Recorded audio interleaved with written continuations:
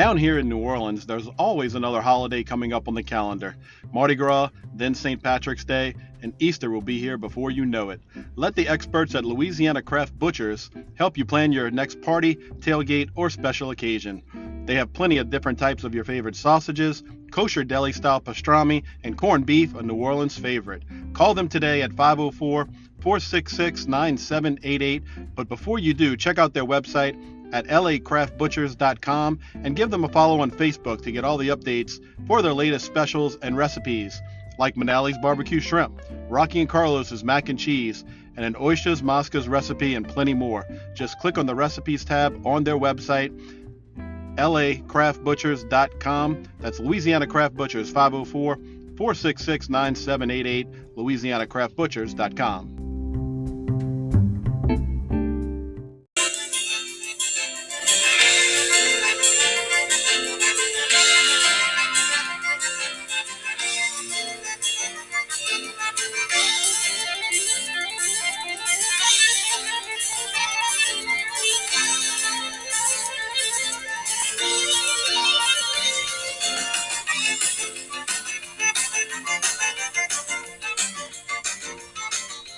Joining me on the Fairgrounds Racing Podcast for a quick handicapping voyage is 2012 NHC champion from Baton Rouge, Louisiana, Michael Beychok.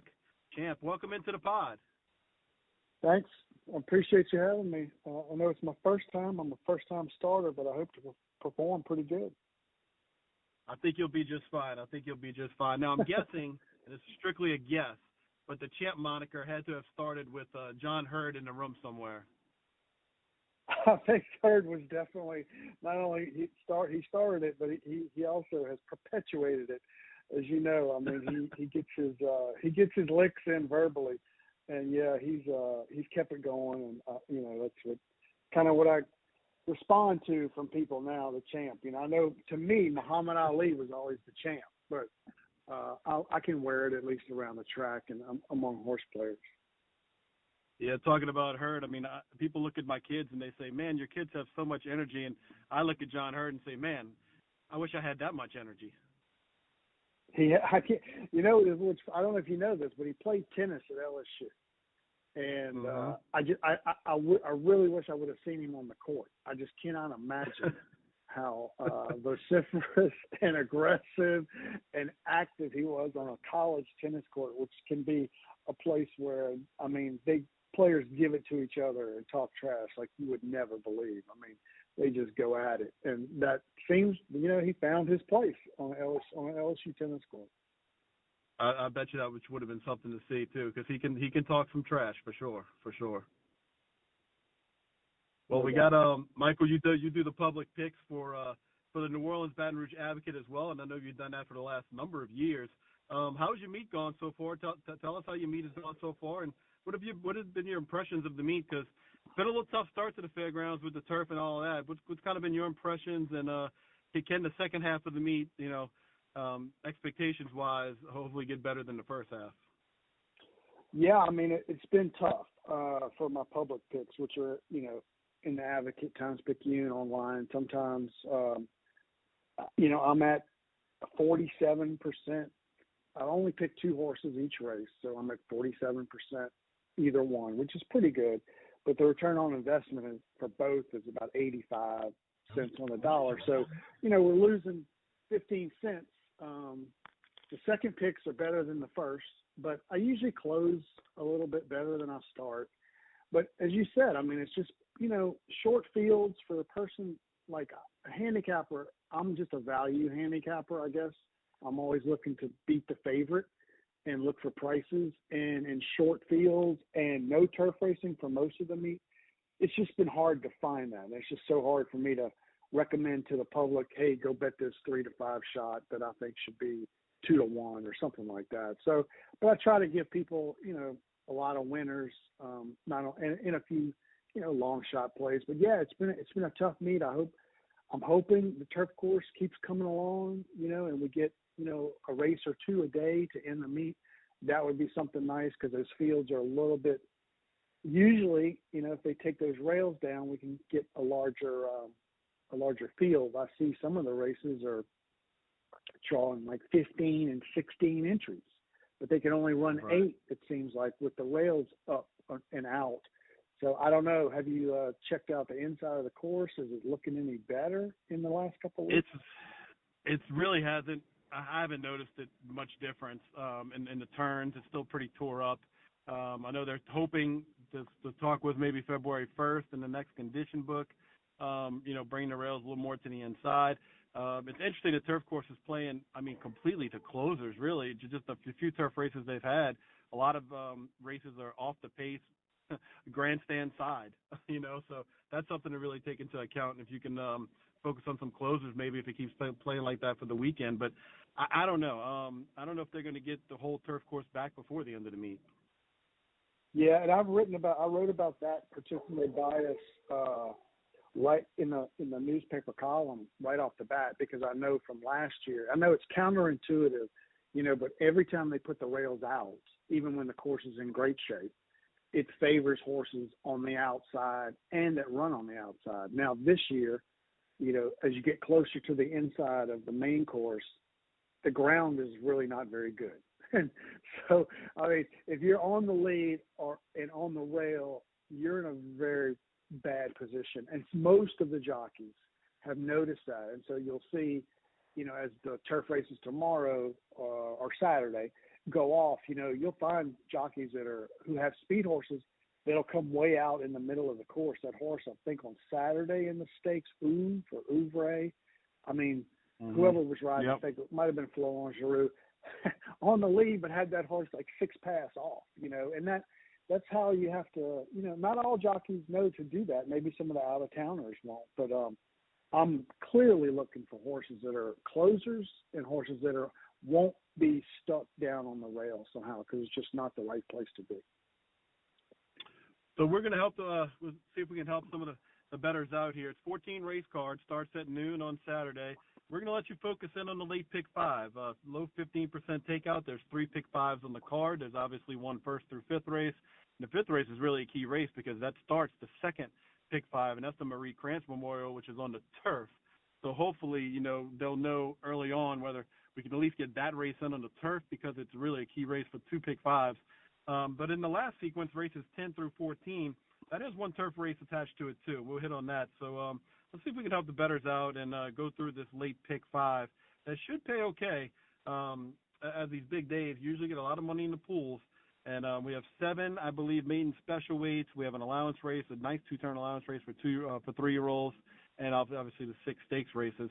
The 10th race starts off. It's one of those maiden special weights. It's a mile and a 16th on the main track for the boys, and it's a nice field. Mike Diliberto did not know really where to go. He had a lot of 6-1 shots, a lot of 8-1 shots in here.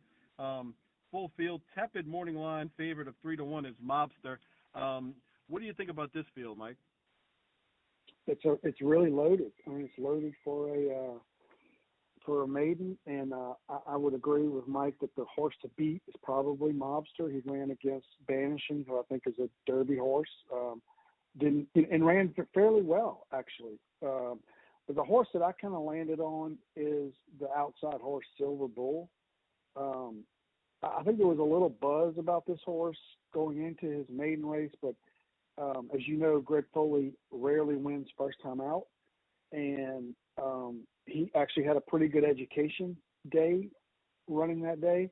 Brian Hernandez sticks on. This horse will be a pretty good price, and so that's why he'll be my top choice. Mobster's probably the horse to beat.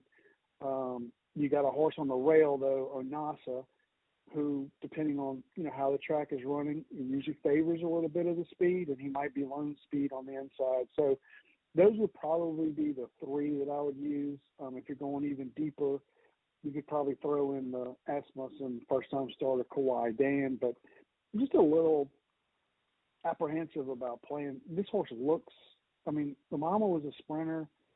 Going around 2 turns the first time is not the greatest stat for Steve Asmussen, even though he is in the Hall of Fame. So I would be a little cautious of Kawhi Dan, but I'm definitely going to be using Silver Bull and Mobster prominently in my pick 5.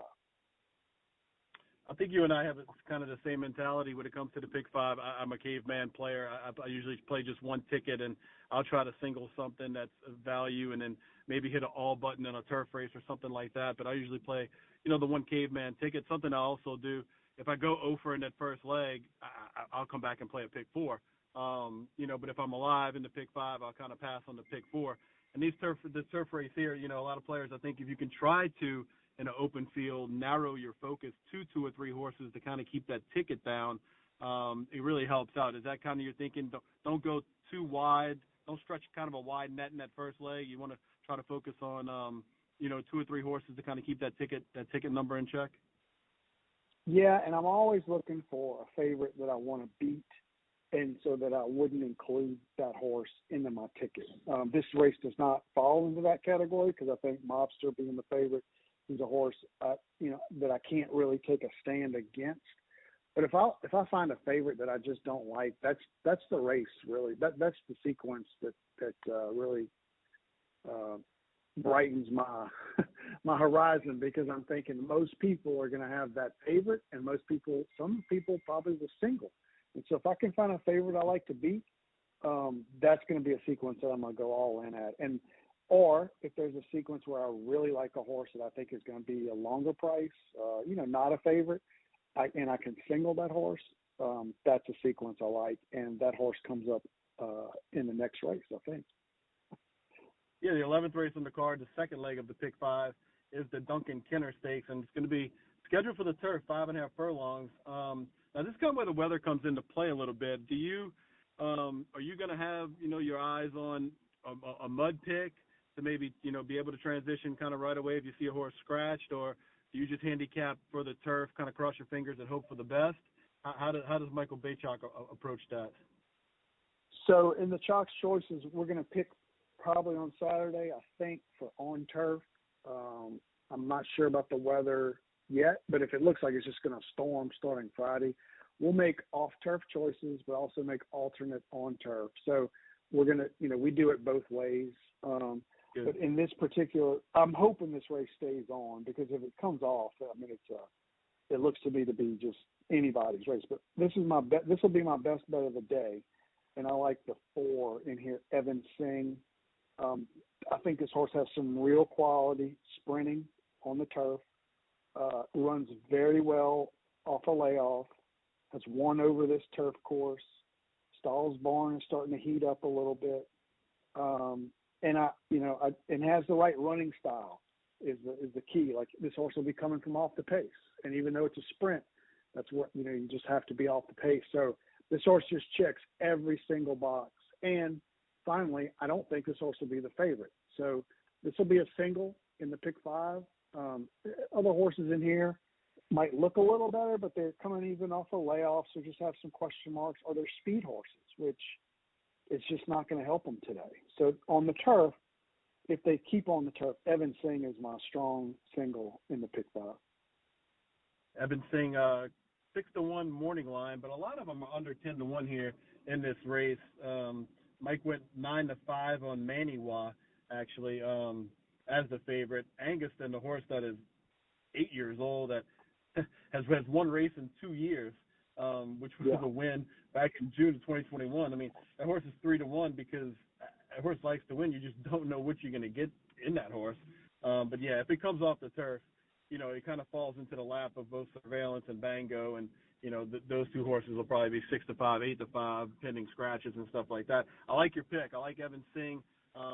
Has a win over the track, and at the fairgrounds, I think it's really one of those courses, the Stall Wilson Turf Course, where horses like it, they like it, and you can almost bet them back if they win, they like it.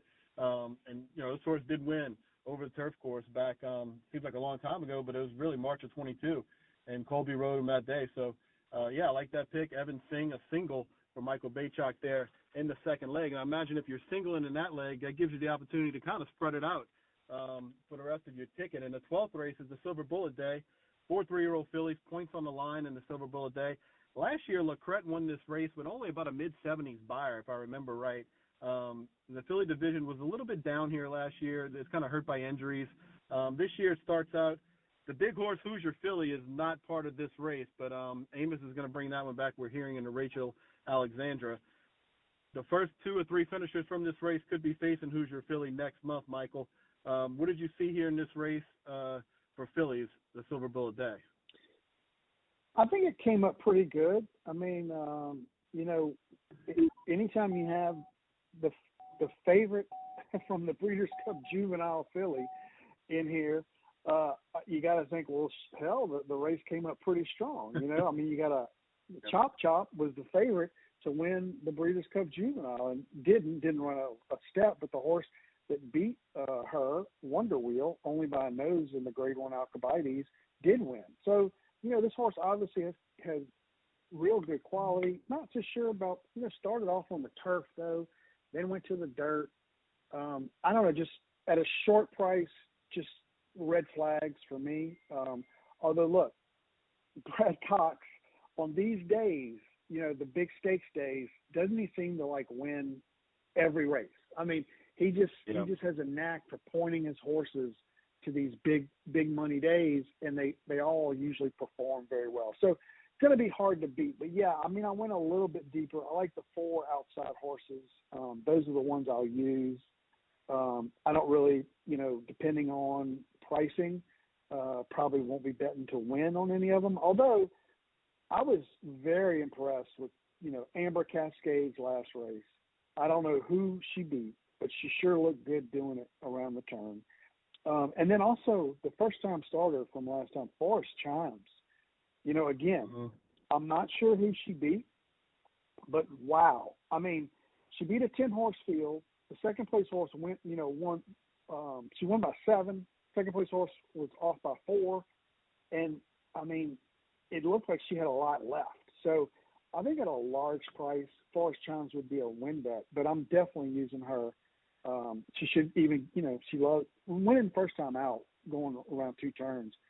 Coming from a little bit off the pace is tough at the fairgrounds, and she made it look really, really easy. So, but the 2 outside horses are probably the most interesting at the pricing, I think.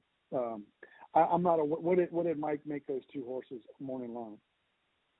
So Forrest Chimes on the outside is 4-1, and Amber Cascade is 6-1, and it's 8-5, 8-5 on Chop. Yeah. I mean, I guess Mike saw what I saw, but I think Amber Cascade at 6-1, anything around there, would probably be a play, just because I think that she should probably be second choice. I think, even though the Alice look, ran second in the Untappable, I probably think that just the way Amber Cascade, she had it 3 races, improving every race, great connections, really looked good to me. But at 6-1, definitely a play.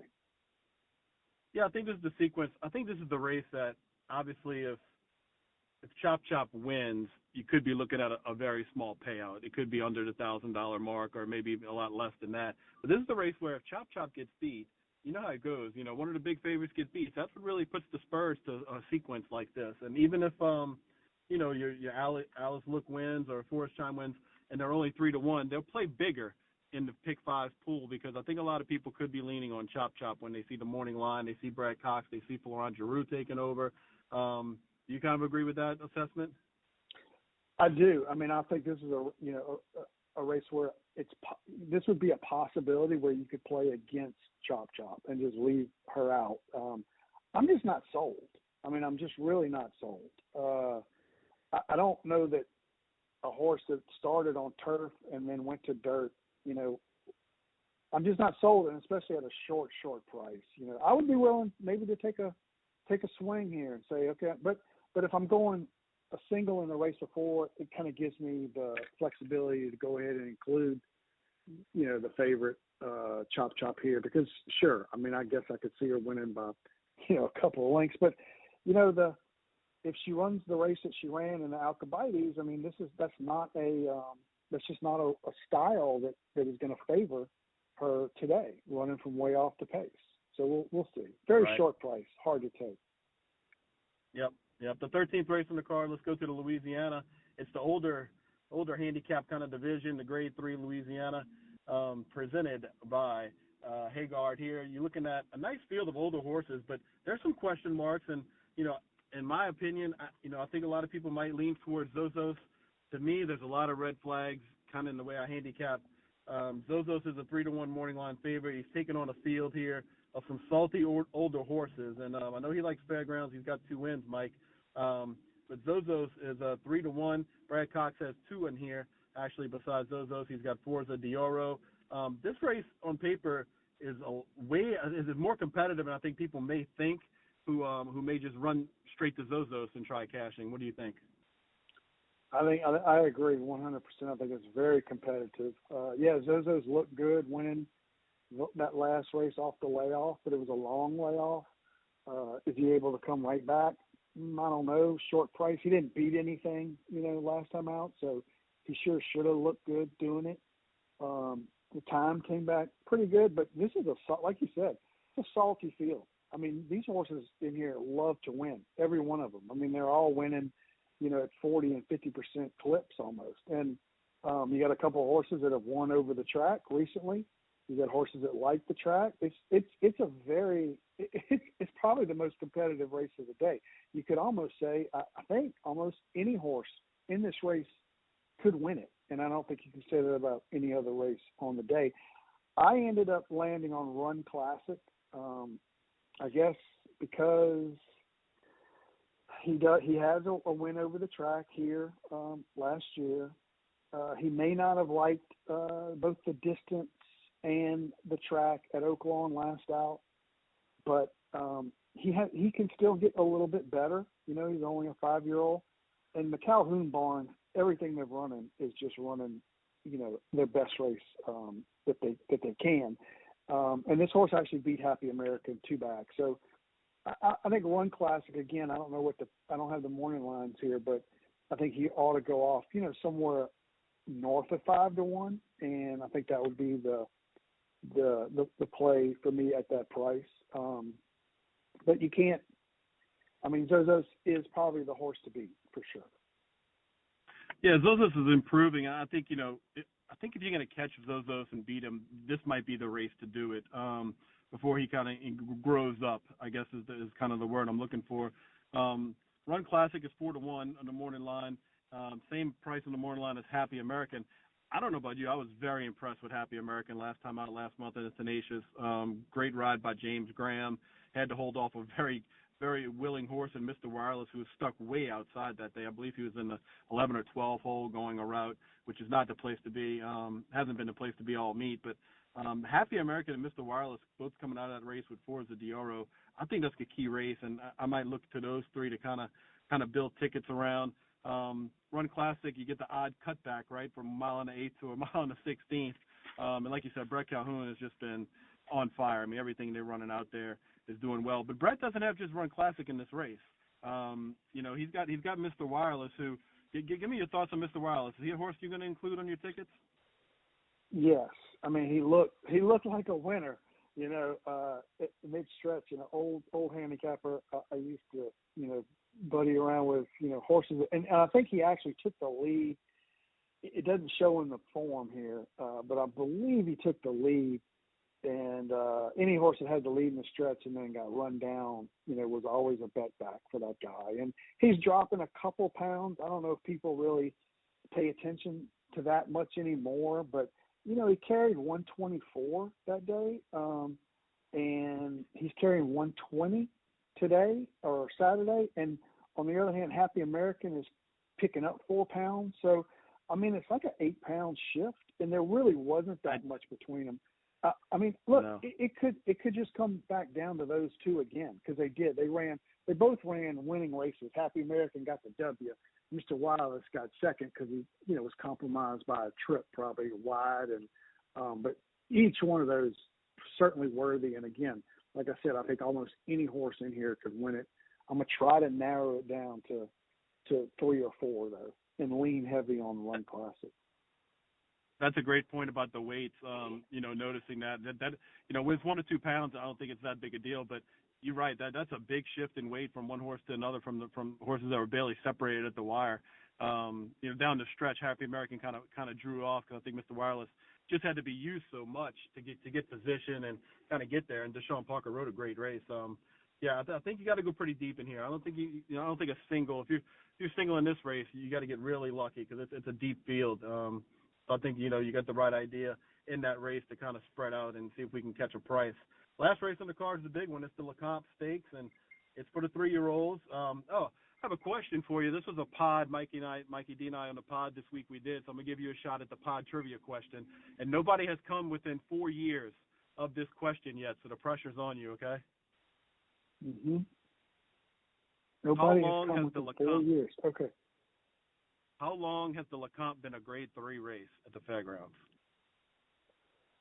Oh, I'm gonna guess.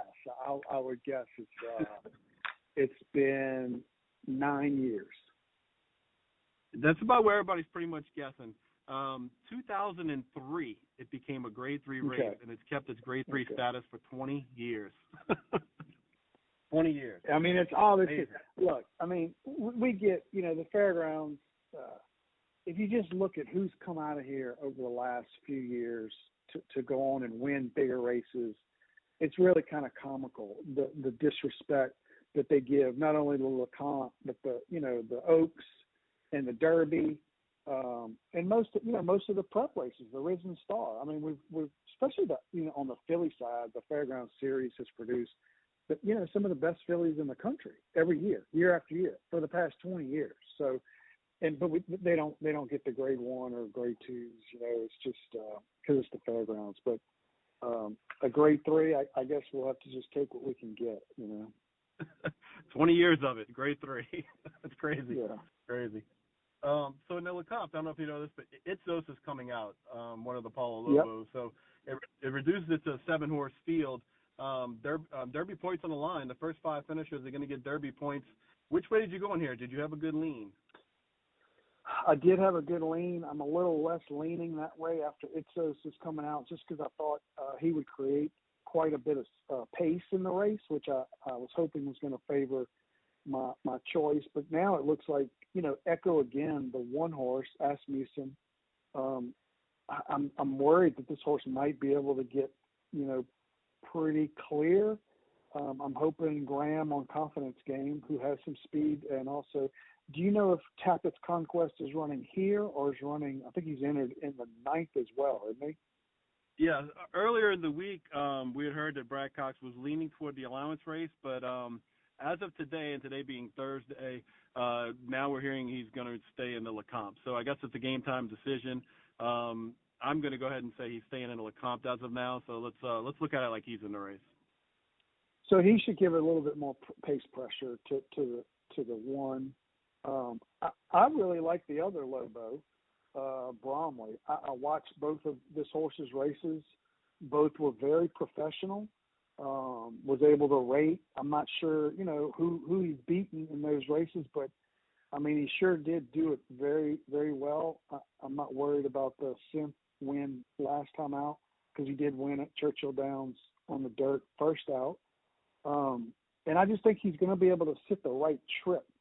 I'm not saying he's a Derby horse, but I'm thinking he could be a mile or mile and a 16th horse, being able to sit right behind what I anticipate being a pretty good pace, and then just, have the lead at some point and have somebody having to run him down. I guess that somebody would probably be Instant Coffee, which, again, as we talked earlier, this may not be, first of all, for Brad Cox, this may not be his ultimate goal. Obviously, his ultimate goal is the Derby. And this horse is going to be compromised just because he comes from pretty far out of it. No question he has class, running behind Forte and beating Curly Jack. He's got some class, but he may not be fully cranked. He's going to be a short price. And I think maybe the track, just the bias a little bit, might work against him. I don't think Brad Cox would be completely disappointed if this horse, ran very well, but ran second to somebody, because I think that just puts him on the right track to get to the next step, the Risen Star, and then the Louisiana Derby. So I'm going to take a shot. I think Bromley is a bit of a reach, but I think at the price, which I'm hoping is like 8-1 plus, I think it's worth a reach for this horse. Yeah, Bromley. And looking at it too, you got to be thinking in the back of your head about maybe a wet track. And if he comes up wet, the proven commodity in this race is 2 fills. And I mean, that was a great effort in the slop on the street sense. He got some pace to run at and blew past that field. I'm not sure if Larry Ravelli's to be doing a rain dance for this one, but he could get a wet track, and that could make that horse pretty tough. Sitting, like you said, a good trip, unless Echo again just gets loose. And I mean, he's got some really nice off-track breeding too, being out of Teardrop and Tap It and Gun Runner, and doesn't get much better than that. So yeah, it could be interesting if a wet track comes up. Do you downgrade or upgrade Bromley's chances on a wet track, or do you just let him roll? I would probably downgrade it just a bit, because obviously 2 fills would be upgraded tremendously. I mean, you just can't overlook that he has won over a sloppy track, and not only won, but won very impressively.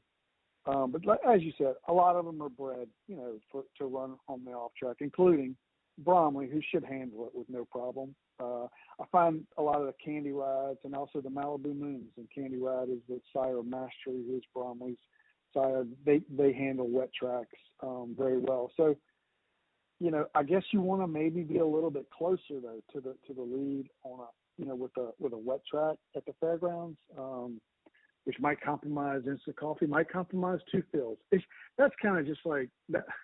I would hate to see it, because it just kind of throws the outcome of the race in question, and it just makes it much more harder to bet on. So I would still probably lean, just not as heavily towards Bromley. Okay, well, take us through. Do you have a ticket written down that you're comfortable putting out there? I don't have a ticket, but I'll go through it real quick. Probably. I mean, just the way I called it. I'll go back to, we're in the 10th. So yep. I'll just call names. I don't know that I'll probably go 3 deep there and go 1, 8, and 10. So it's Silver Bull, Mobster, and Osana. I'm singling Evan Singh on the turf. If it comes up dirt, I think what you're right is, you're going to be, you'd have to use Maniwa, Surveillance, and Bango. And if it does come up dirt, then I'd probably narrow somewhere else, but let's just keep it on turf. In the 12th, I'm going to use the 4 outside horses. That would be Alice Look, Chop Chop, Amber Cascade, Forest Chimes. In the 13th, I'm going to use Run Classic, and I'm going to only use probably Mr. Wireless there. So I'm going to go 2 deep there. I am going to take a stand against Zozos. And in the Lecomte, I'll go a little bit deeper and go Echo again, Bromley, Tappett's Conquest, Instant Coffee, and if it comes up slop, 2 fills. That's probably $1,000 ticket. It's very affordable. No, it's looking at you're looking at a $60 ticket for 50 cents. So very, very affordable ticket by Michael Beychok, a late pick 5 sequence.